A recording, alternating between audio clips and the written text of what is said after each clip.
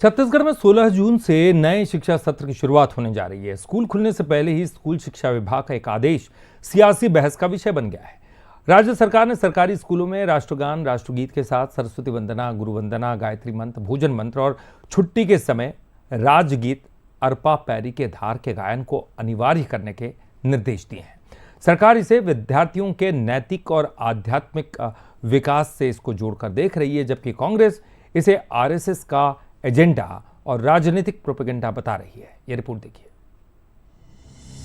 छत्तीसगढ़ में 16 जून से प्रदेश के स्कूलों में नया शेड्यूल लागू होने जा रहा है।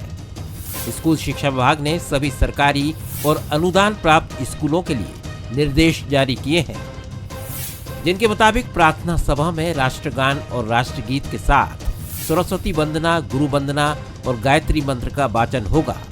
लंच के दौरान भोजन मंत्र और छुट्टी के समय छत्तीसगढ़ का राजगीत अरपा पैरी के धार का सामूहिक गान भी होगा। सरकार का दावा है कि ये पहल छात्रों में नैतिक मूल्यों, अनुशासन, आध्यात्मिक चेतना और प्रदेश की सांस्कृतिक पहचान के प्रति सम्मान विकसित करने के मकसद से की गई है। हालांकि सरकार का ये फैसला लागू होने से पहले ही इस पर सियासत शुरू हो गई है। कांग्रेस ने इस आदेश को शिक्षा के क्षेत्र में वैचारिक हस्तक्षेप बताते हुए बीजेपी और आरएसएस के एजेंडे को लागू करने की कोशिश करार दिया है। प्रदेश कांग्रेस अध्यक्ष दीपक बैज का कहना है, सरस्वती वंदना और प्रार्थनाएं पहले भी कई स्कूलों में होती रही हैं, लेकिन सरकार को स्कूलों में शिक्षकों की कमी, जर्जर स्कूल बिल्डिंगों और बुनियादी सुविधाओं पर ध्यान देना चाहिए। कांग्रेस का आरोप है कि शिक्षा व्यवस्था की खामियों से ध्यान भटकाने के लिए ऐसे फैसले लिए जा रहे हैं। सरकार ने नया चीज क्या है, ये तो सिर्फ राजनीति प्रोपेगेंडा है। स्कूलों में अभी तक कापी पुस्तक पहुंचा नहीं, ड्रेस की अब कटौती हो रही है, स्कूल जर्जर पड़े हुए हैं। आज भी बहुत से स्कूलों में सिंगल शिक्षक विहीन शालाएँ हैं, स्कूल है। तो उसको मुझे लगता है सरकार को उसे गंभीरता से ध्यान देनी चाहिए, लेकिन सरकार को इन पे असल मुद्दे पे काम करना नहीं है, राजनीति प्रोपेगेंडा करना है। स्कूल अभी खुले भी नहीं है, लेकिन सियासत की क्लास शुरू हो चुकी है। एक पक्ष बच्चों के नैतिक विकास की बात कह रहा है, तो दूसरा संविधान और शिक्षा की तटस्थता पर सवाल उठा रहा है। इन सबके बीच छात्र, शिक्षक और अभिभावक ये समझने की कोशिश कर रहे हैं कि आखिर ये नया पाठ शिक्षा का है या राजनीति का।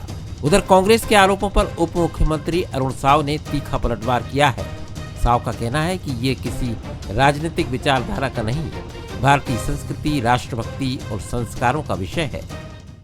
ये अध्यात्म के लिए, देशभक्ति के लिए, नई पीढ़ी को इसके लिए जागृत करने का ये बहुत बड़ा अभियान है और पालक भी इसका स्वागत कर रहे हैं, व्यापक रूप से स्वागत हो रहा है।